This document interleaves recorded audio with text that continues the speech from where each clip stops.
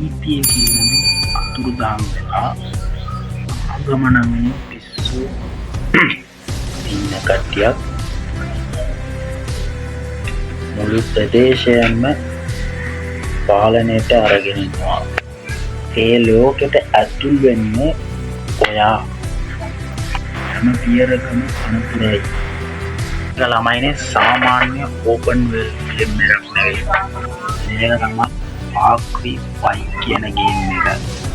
පාග්‍රි 5 එකේ කතාව යන්නේ ඇමරිකාවේ මොන්ටානා රොක් කියන ප්‍රදේශය තමයි යන්නේ කතාව. මේ ළමයිනේ ජෝසප් ලීඩ් කියන භයානකම කලක් ලීඩර් කෙනෙක් ඉන්නවා පාග්‍රි 5 එකේදී. ඔහුගේ පවුල ජෝසප් ලීඩ් කියන එකනා තමයි මුළු ප්‍රදේශයම පාලනයට අරගෙන යටත් කරගෙන ඉන්නේ. ඔයා ඩෙෆියුඩු ෂෙඩිට් විදියට ඒ ප්‍රදේශයට ඔයා යනවා ගේම් එකේදී.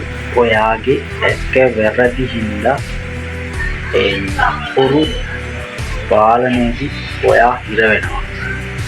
ළමයිනේ හැම තත්පරයක්ම සටනක් තමයි යන්නේ ගේම් එකේදී.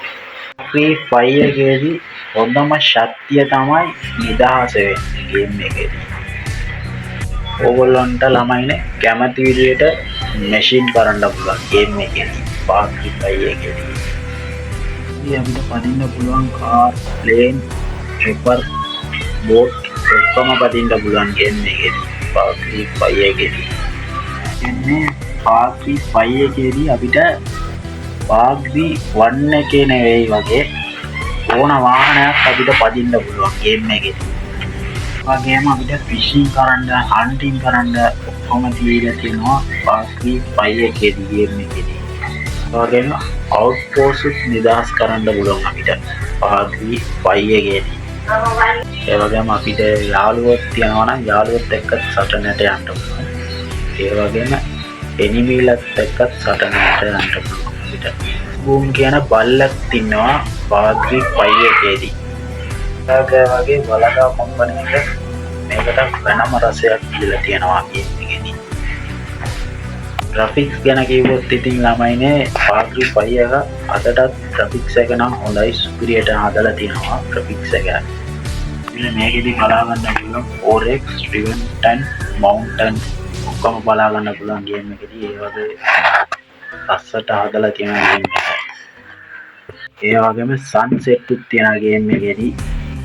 ගේම් එකේ සෙල්ලම් කරන්න දැනීම දැනගන්න මූවි එකක් වගේ සෙල්ලම් කරන්න පුළුවන් ගේම් එකේදී. ඒ වගේ ෆීල් එකක් තියෙනවා පාග්‍රි 5 එකේදී.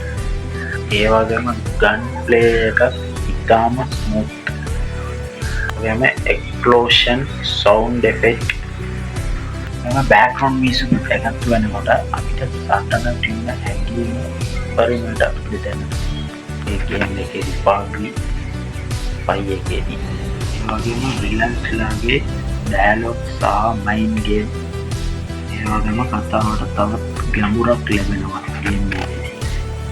පාග්‍රි 5 එක කියන්නේ වැඩිහාමාරු ගේම් එකක් විතරක් නෙවෙයි ගේම් එකේදී. ඒ වගේම බලය, පහය, විශ්වාසය, මිනිස්සුන්ගේ මනස කොච්චරටද පාලනය කරන්න පුළුවන් කියලා අත්දැකීම පාග්‍රි 5 එකේ ගන්න පුළුවන් ගේම් එක විදියට හදලා කියනවා ගේම් එක. කියන්නේ නොවන අත්දැකීමක් ගන්න පුළුවන් ගේම් එකේදී. පාග්‍රි 5 එක ජීවිතයේ අනිවාර්යයෙන්ම සෙල්ලම් කරන්න ගේම් එකක්. පාග්‍රි 5 එක මාස්ටර්පීස් සුපිරි ගේම් එකක් තමයි පාග්‍රි 5 එක කියන්නේ.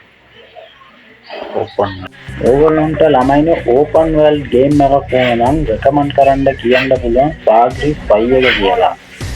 ගේම් එකේදී අවසානයේදී ඕගොල්ලන්ගේ තේම ඉතුරු වෙන ගේම් එක තමයි පාග්‍රි 5 එක කියන ගේම් එක.